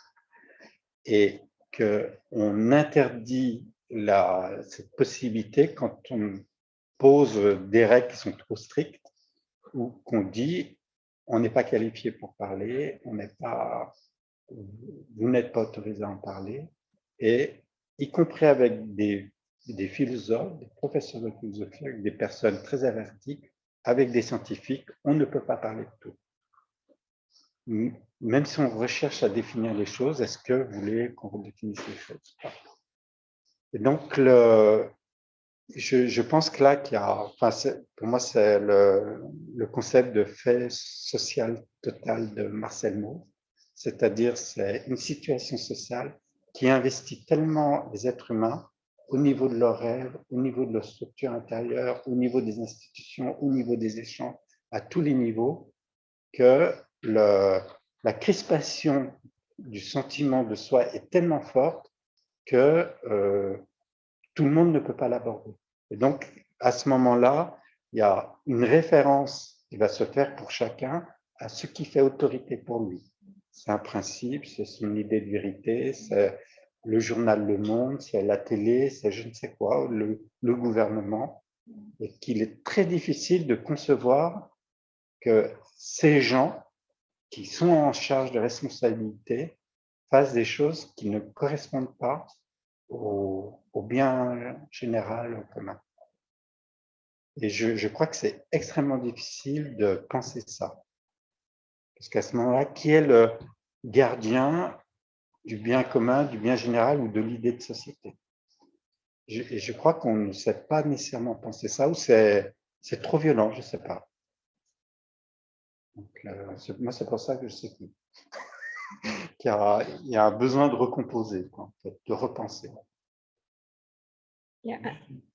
Par rapport au fait que vos parents, c'est sûr, vous lisez donc oui, et c'est un peu quand même le rôle qu'il donne à la philosophie et à travers les concepts de public fantôme, voilà, puis son attachement au problème de société. Son rôle à la philosophie, quand même, d'être le moyen qui permet au public, mais dans le sens du public, de problématiser ces situations qui sont à la base très complexes et très difficiles à dépatouiller. Et voilà, je pense que c'est quand même peut-être le rôle de travailler sur les problèmes.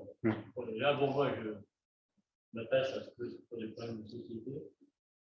Ça, sur la notion et sur la dimension universaliste de la philosophie, j'ai toujours un peu de mal. Mais bon, je pense qu'elle a à voir quand même un lien direct avec la dimension plus sociétale. Ce qui a aussi à voir avec la dimension individuelle, émotionnelle, et tout ça, bien évidemment. Mais trouver ce terrain commun dans un même public, je pense qu'on est quand même beaucoup dans la dimension aussi de la société, ensemble, et je pense que le philosophe a ce rôle-là, essentiellement, d'éclairer les problèmes, et que le public se forme à travers ça. Voilà, ok, on est d'accord sur le fait qu'on a ce problème-là, et maintenant, après, c'est plus à la philosophie parallèle, c'est-à-dire à la politique, qu'on agisse par rapport à ça. Je suis d'accord. Anneli, c'est à toi. Merci. Je m'excuse par rapport à la personne qui vient de parler, mais je n'ai pas pu entendre ce qu'elle disait. Je ne sais pas si je rebondis ou pas sur ce qu'elle disait. Dans cette discussion extrêmement difficile, je me demande s'il ne faut pas aussi ajouter les problèmes relatifs à la violence et à l'angoisse contemporaine. Parce que penser est angoissant. Penser risque bien de nous faire toucher que ce que nous croyons fixe et constant est en fait peut-être fragile, provisoire, et donc ça nous oblige à voir la fragilité. On avait des préjugés alors qu'on ne pensait pas en avoir, etc. Et nos gardiens sont fragiles, le cadre est fragile, donc ça peut être très angoissant. Et comme psychologue, j'aurais envie de dire qu'il ne faut pas obliger les gens à devoir gérer des angoisses qui les inondent et les submergent. C'est une chose qui s'apprivoise, qu'il faut aller peu à peu dans des cadres jugés assez rassurants. Donc, un espace public où il peut y avoir n'importe qui n'est pas forcément rassurant pour tout le monde, qui n'a pas la force de pouvoir entendre des points de vue trop différents ou trop fragilisants. Donc, il y a là une dynamique que je trouve très intéressante à essayer de penser. Penser cette violence et cette angoisse et cette nécessité de faire face à la fragilité tout en pouvant survivre à ce constat. Et je me demande si ce n'est pas aussi ça qui fait que nous sommes tous là en train d'essayer de comprendre comment on peut écouter, coopérer, se décentrer, inventer ou réinventer la démocratie pour entendre ces angoisses et essayer de comprendre quelles sont les autres réponses que la violence ou l'autoprotection violente ou l'agression comme autoprotection. Je réponds donc. Mais voilà, on pourrait le penser comme ça. Quelle est la place de la philosophie par rapport à l'angoisse? Là, j'imagine tout de suite qu'on peut penser à la question existentielle de Sartre. Quelle est la place de la politique par rapport à la violence ou à l'individualité, ou même à la pensée, aux administrations, à la pensée démocratique, à la pensée citoyenne? Donc, j'imagine que chacun doit connaître sa place, c'est-à-dire c'est là où il est, avec les responsabilités qu'il a, etc. Mais je vais peut-être apporter une autre réponse. Je crois que j'ai oublié d'en parler. À un moment donné, on a animé un café philosophique de la connaissance de soi. On a fait ça durant une année. Il y a tous les comptes rendus sur le forum. Et là, à ce moment-là, il ne s'agissait plus tellement de savoir ce qui était vrai. Il fallait faire la distinction entre ce qui est vrai pour soi, parce que ça s'impose à soi précisément par les idées ou les émotions qu'on a. Et il s'agit d'assumer l'entrée immédiate dans une subjectivité, c'est-à-dire on parle de soi, et puis pour ne pas être associé à un rôle ou à une fonction thérapeutique, même si j'imagine que parler a une fonction de l'ordre, je ne vais pas dire thérapeutique, mais d'un effet sur soi. Et on posait comme règle que chaque personne est considérée comme autonome et souveraine à l'égard de sa propre raison. Et l'idée est bien, je dirais, de ce saisissement de soi pour être en mesure de se penser, y compris avec des émotions qui, par définition, nous dépassent, quoi, et nous débordent. Et donc, alors, jusqu'à quel point je réponds à la question, c'est peut-être que c'est pour dire qu'avant d'atteindre la pensée philosophique, même si elle démarre avant même que nous le sachions, il y a malgré tout de nombreuses étapes, et peut-être faut-il que nous soyons avertis de ces étapes. Et je vais formuler une autre idée.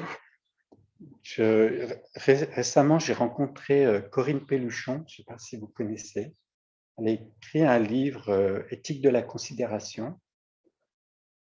Donc, on trouve des vidéos d'elle. Donc, pour le dire, moi, je ne m'étais pas, comment dire, je trouvais un peu spéculatif sa pensée. Et puis, je l'ai aperçu, enfin, j'ai assisté à une conférence, à un cours, et j'ai été perturbé puis, ou bouleversé à la fois par la précision de sa pensée, son intensité, et la clarté aussi de sa pensée. Et pourquoi je dis ça? Pour faire le lien avec les angoisses, les émotions. Alors, ça, c'est moi qui le dis, c'est pas elle, bien que des fois, elle le laisse un peu penser. Donc, elle est végétarienne, donc ça, elle le dit, elle l'assume complètement, elle le revendique, parce qu'elle intègre une philosophie, ou elle pense une philosophie qui doit prendre en compte tout le vivant, et dont les animaux avec lesquels nous sommes en interaction, avec lesquels nous partageons, selon elle, des émotions qui sont qui s'apparentent, on ne peut pas faire de mal à un animal sans faire de mal quelque part à soi-même. Et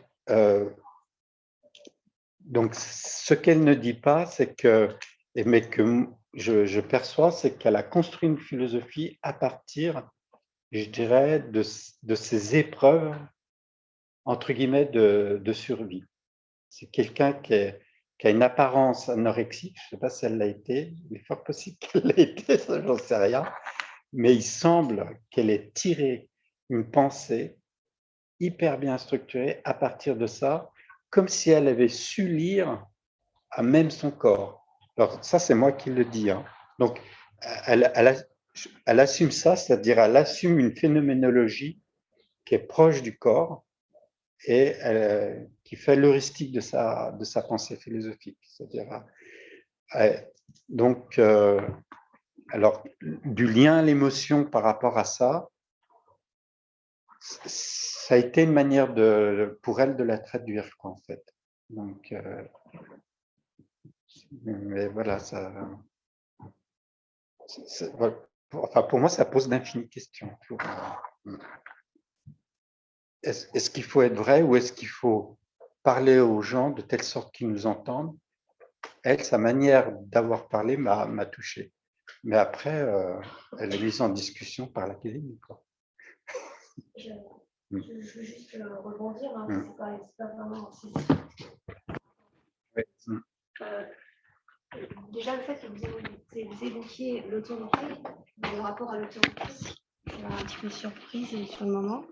Mais en même temps, je pense qu'effectivement, quand vous mettez une bascule au moment de la crise du Covid, effectivement, je trouve que ce Covid nous renvoie à notre individualité quand même, et fait exploser notre rapport à l'autorité, notre confiance par rapport à une certaine autorité, à la politique, etc.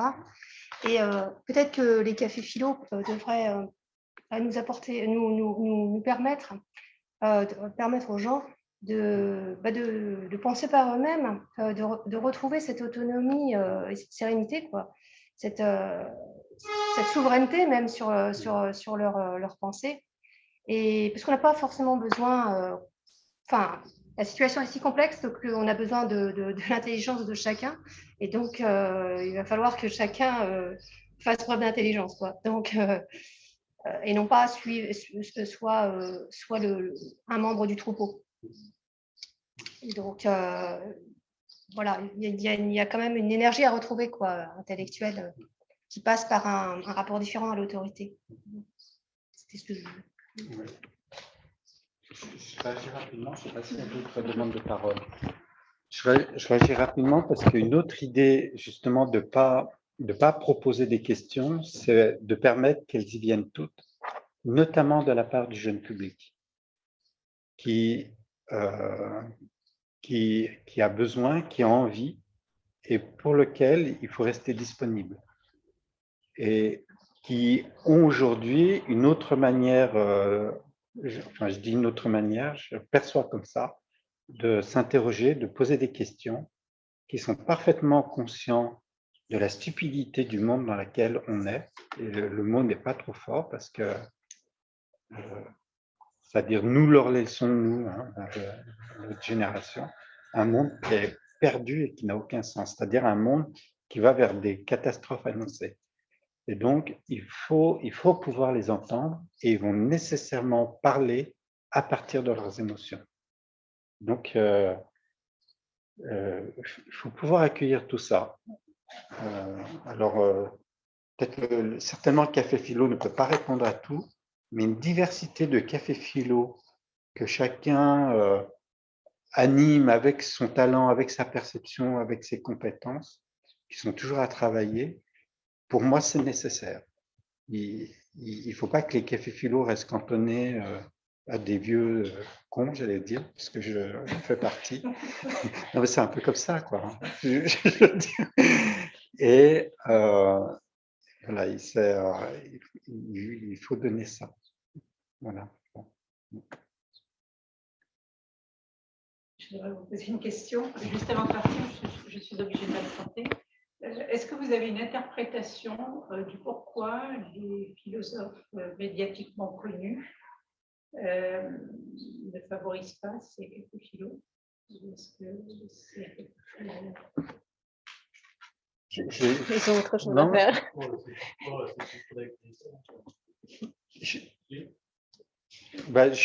Alors, parlez fort pour qu'on vous entende. Et puis... C'est pour relativiser un peu, c'est peut-être une d'actualité, mais à l'époque du Marc Sauté, oui. Ah oui, non, voilà, mais aujourd'hui, ça vient Et aujourd'hui, je ne sais pas si c'est vraiment encore vrai. Donc, ouais.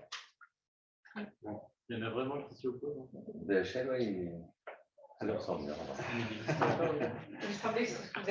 Oui, moi je le dis. Ouais. Moi je le dis après. Je ne sais pas si on m'entend quand le micro. Vous embêtez pas, je pense que. Donc moi je le dis par mes relations que j'ai ou le peu que j'ai eu avec des philosophes, pour ma part que je trouve hyper compétents. Et c'est aussi ce dont je suis témoin dans les médias. C'est-à-dire, je ne les vois pas. Par exemple, si on prend Étienne Klein, qui est pourtant philosophe des sciences, il a été incapable de formuler une critique sur ce qui se passait au niveau de la production scientifique sur le plan médical. Alors, il est physicien, mais il est aussi philosophe et épistémologue, donc spécialiste de la construction des savoirs.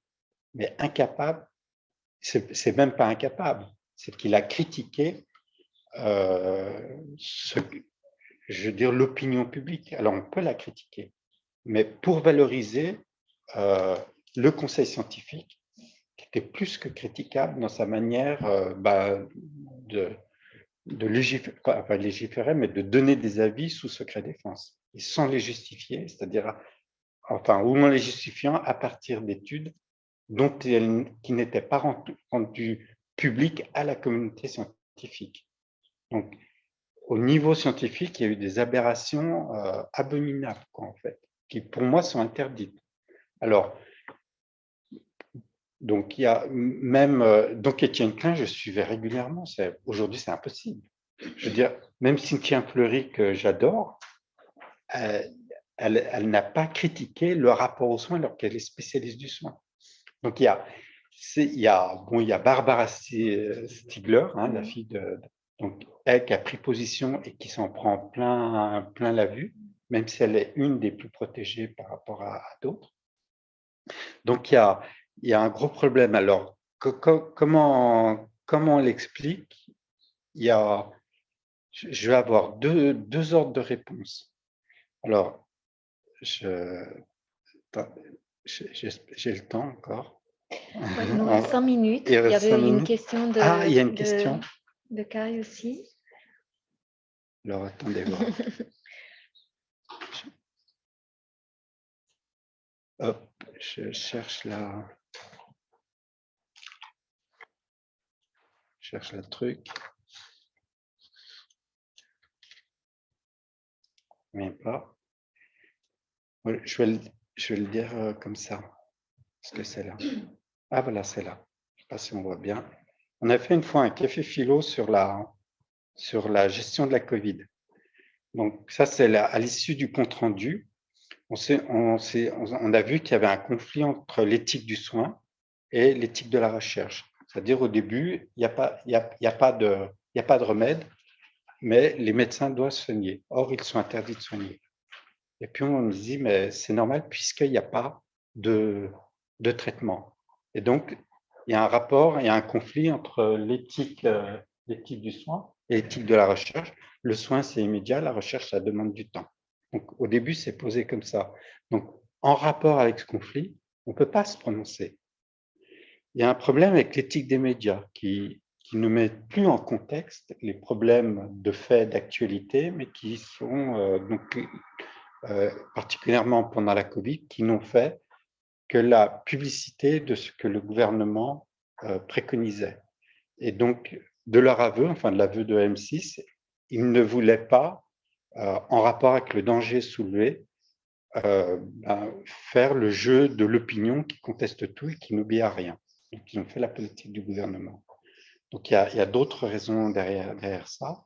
Et puis, l'éthique du politique, dont on va dire inconsciemment, on estime qu'ils font du mieux pour les gens, même s'ils sont corrompus, mais on ne peut pas imaginer qu'ils prennent des décisions à contresens à ce niveau-là et à ce point-là. Donc, et en dernier lieu, il y a le rapport aux sciences, au savoir. Vous allez être d'accord, on ne peut pas tout savoir. Et donc, la science ne peut pas tout. Et au niveau, on va dire, philosophique comme ça, on peut tout simplement trouver qu'on n'a rien à dire. Si on pense les choses de manière très générale. Et donc, il fallait précisément prendre beaucoup de temps pour s'informer, pour voir ce qui se passait, comment est pensée la recherche, comment sont pensés les savoirs, comment est pensée la politique, pour pouvoir critiquer ce qui se faisait. C'est-à-dire, pour le dire rapidement, la recherche, elle est structurellement organisée par les gouvernements, puis elle est structurellement façonnée par des finances. Pour le dire, je vais le dire autrement. On ne sait pas comment étudier cette maladie. Pourquoi pas créer une coopération de tous les hôpitaux, qu'ils mettent en commun leurs observations et qu'ils disent leurs résultats. Mais c'est pas ce qui est fait. C'est-à-dire faire une recherche coopérative partagée entre scientifiques et cliniciens. La recherche, aujourd'hui, elle est financée par des gens qui peuvent la financer. Et l'exemple flagrant, si vous vous rappelez, l'OMS a financé 3 grandes recherches, Modernity, Discovery, je ne sais plus quel autre. C'est que des recherches qui coûtent des milliards et il n'y a que des grands financements, entre guillemets, capitalistes. Alors, ce n'est pas entre guillemets, c'est vrai. Ça peut être que comme ça, qui peuvent organiser de telles recherches et il n'y en a pas une qui a abouti. Pourquoi? Parce que ce sont des financements privés. Pour eux, la recherche est nécessairement un investissement. Enfin, c'est un des problèmes qui a été soulevé. Alors, donc après, il y a le problème de publication, tout ça. Alors, pour tous les domaines, il y a, comment dire, des structures qui communiquent pas entre elles et qui ne permettent pas qu'une réflexion partagé soit organisé. Donc ça, c'est une autre des réponses. On va prendre la dernière question. C'est pas les questions, c'est juste des réflexions. En fait, d'abord, je trouve bien beaucoup ce que vous venez de dire. Il ne manque pas seulement les coopérations entre les hôpitaux qui peuvent transmettre la pandémie. Vu que moi, je suis venue d'un pays qui était l'origine de la pandémie. Et du coup, moi, j'étais choquée de voir comment on a réagi ici quand une pandémie qui est déjà bien installée en Chine, mais ici, on dit que ça ne va jamais arriver ici.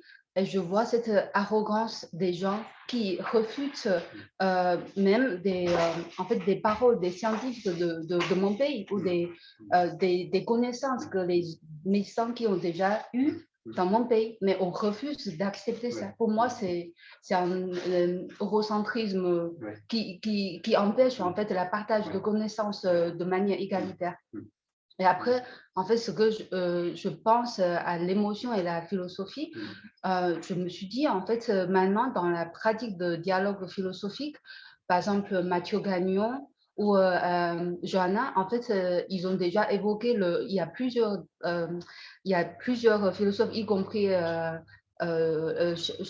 Chartres, la dame qui a confondé la philosophie pour enfants, ils ont tous évoqué le mot holistique. La philosophie holistique. En fait, je me suis dit, en fait, ce n'est pas la nouveauté de faire une philosophie holistique. Pour moi, l'origine de philosophie, ça devrait être holistique. Et je suis sûre, il y a des courants de philosophie holistique à partir du début, mais on a fait le choix avec l'époque, avec certaines philosophies qui est plus favorisée selon l'actualité de chaque époque, selon la politique, jusqu'à des cartésiens, comment on sépare la mentalité et le corps. Et du coup, je me suis dit, en fait, la considération pour l'émotion dans des dialogues philosophiques, c'est quelque chose qui est important et qui doit être pratiqué comme Madame Nelly, je ne sais pas son nom, elle a dit comment on fait avec l'émotion. Et du coup, je suis d'accord avec toi. Je pense qu'en fait, s'il y a des émotions qui ont submergé dans des discussions un peu sensibles, y compris harcèlement, pour moi, je trouve que c'est choquant de dire on va le mettre dans un autre cadre. Mais on peut trouver peut-être une manière philosophique de faire sortir les émotions à travers peut-être un moment un peu chaotique, un peu nuancé. Mais pourquoi on va laisser le temps de nous dominer, de dire ok, on n'a pas assez de temps, on peut laisser encore le temps de digérer cette émotion et après de passer à l'étape plus philosophique, comme Mathieu Gagnon a dit, de prendre un regard métacognitif. Peut-être ça peut arriver à une philosophie holistique.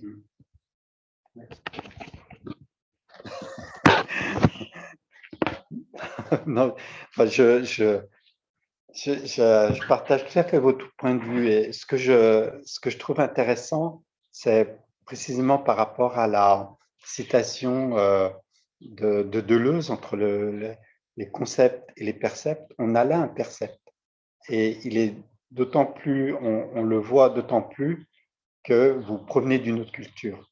Et que les percepts des autres cultures sont particulièrement éclairants pour se rendre compte de comment nous, on enferme un concept dans une abstraction et puis que le rapport à l'émotion nous gêne, alors que nécessairement, presque tous les concepts ont des émotions, sont structurés par des émotions en arrière-plan.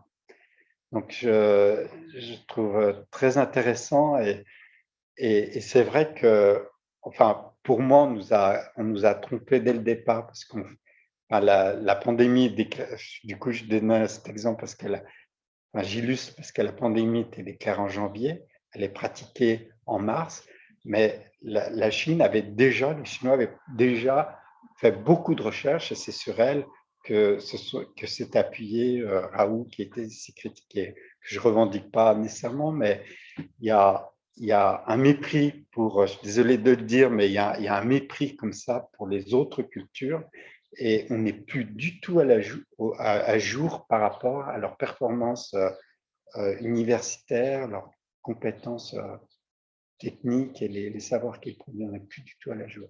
Je sais pas. Ouais. Bien, je pense qu'on arrive à la fin de notre séance sur cette idée de philosophie holistique à développer. Voilà, tout un programme. Est-ce que c'est métaphysique ou est-ce qu'il y a une holistique immanente? Donc, on partirait du coup pour un été plein de questions et pour se retrouver à la rentrée en septembre. Donc, on est en train de préparer avec Jean-Pascal Simon la programmation pour l'année prochaine. D'ailleurs, au début, je n'ai pas dit qu'il s'excuse parce qu'il est appelé à Paris par des réunions importantes. Donc voilà, au plaisir de vous retrouver, ceux qui sont à distance et puis ceux qui sont fidèles et viennent nous voir ici. On se retrouve en septembre et puis vous serez avertis par les mails, si vous êtes dans la liste de distribution, des moments où ça va se passer et puis ce qu'on vous prépare aussi pour l'année prochaine. En tout cas, merci. Et puis, merci René d'être venu ici, nous partager avec nous tant de questions. Et puis, à très bientôt. Merci. Merci à ceux qui sont à distance. Merci. Et puis, à très bientôt. Voilà. Et puis, juste un mot, je trouve intéressant la formation que votre laboratoire met en place là. Le DU d'animation, parce que c'est de café philo dans la cité ou de pratique de dialogue philosophique dans la cité. Et je pense que c'est un besoin et je trouve intéressant. Merci. Merci. Voilà, merci, au revoir. Merci. Au revoir. Merci Amélie. Hop, je vais